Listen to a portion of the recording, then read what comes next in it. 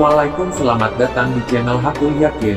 Saya doakan semoga sehat sejahtera, panjang umur rizki berkah.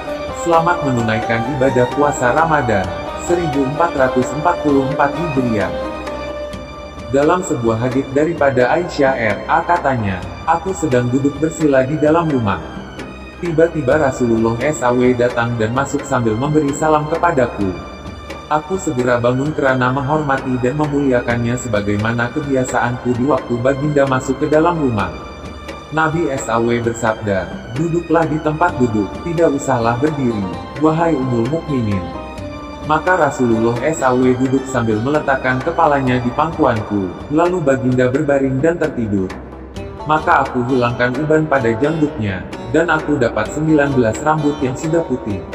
Maka terpikirlah dalam hatiku dan aku berkata, sesungguhnya baginda akan meninggalkan dunia ini sebelum aku sehingga tetaplah satu umat yang ditinggalkan olehnya nabinya. Maka aku menangis sehingga mengalir air mataku jatuh menitis pada wajah baginda. Baginda terbangun dari tidurnya seraya bertanya, apakah sebabnya sehingga engkau menangis wahai Ummul Mukminin? Masa aku ceritakan kisah tadi kepadanya, lalu Rasulullah SAW bertanya, keadaan bagaimanakah yang hebat bagi mayat? Kataku, tunjukkan wahai Rasulullah. Rasulullah SAW berkata, engkaulah katakan.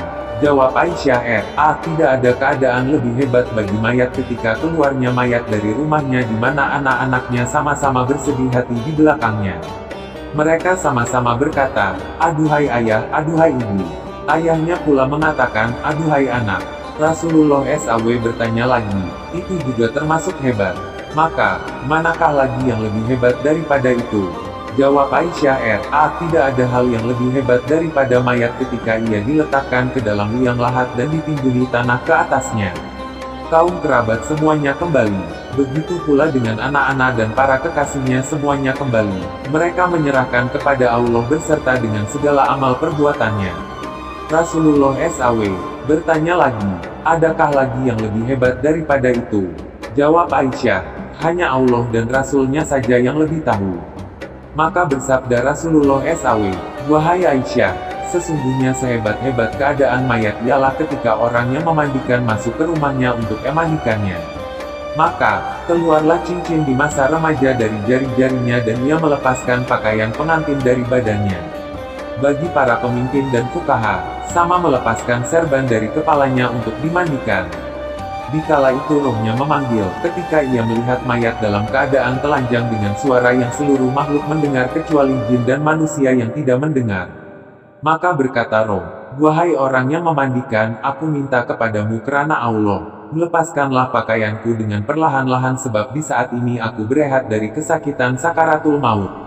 Dan apabila air disiram maka akan berkata mayat, wahai orang yang memandikan akan roh Allah, janganlah engkau menyiram air dalam keadaan yang panas dan janganlah pula dalam keadaan sejuk kerana tubuhku terbakar dari sebab lepasnya roh. Dan jika Maria memandikan, maka berkata roh, demi Allah, wahai orang yang memandikan, janganlah engkau gosok tubuhku dengan kuat sebab tubuhku luka-luka dengan keluarnya roh. Apabila telah selesai dari dimandikan dan diletakkan pada kafan serta tempat kedua telapaknya sudah diikat, maka mayat memanggil, wahai orang yang memandikanku, janganlah engkau kuat-kuatkan dalam mengafani kepalaku sehingga aku dapat melihat wajah anak-anakku dan kaum keluargaku sebab ini adalah penglihatan terakhirku pada mereka. Adapun pada hari ini aku dipisahkan dari mereka dan aku tidak akan dapat berjumpa lagi sehingga hari kiamat. Apabila mayat dikeluarkan dari rumah, maka mayat akan menyeru, demi Allah, wahai jemaahku, aku telah meninggalkan istriku menjadi janda, maka janganlah kamu menyakitinya. Anak-anakku telah menjadi yatim, janganlah menyakiti mereka. Sesungguhnya pada hari ini aku akan dikeluarkan dari rumahku dan meninggalkan segala yang kucintai dan aku tidak lagi akan kembali untuk selama-lamanya. Apabila mayat diletakkan ke dalam keranda, maka berkata lagi mayat, demi Allah, wahai jemaahku, janganlah kamu percepatkan aku sehingga aku mendengar suara ahliku, anak-anakku dan kaum keluargaku. Sesungguhnya hari ini ialah hari perpisahanku dengan mereka sehingga hari kiamat. Itulah kisah gambaran berpisahnya roh dan jasad, yang dikabarkan Rasulullah Muhammad Shallallahu Alaihi Wasallam.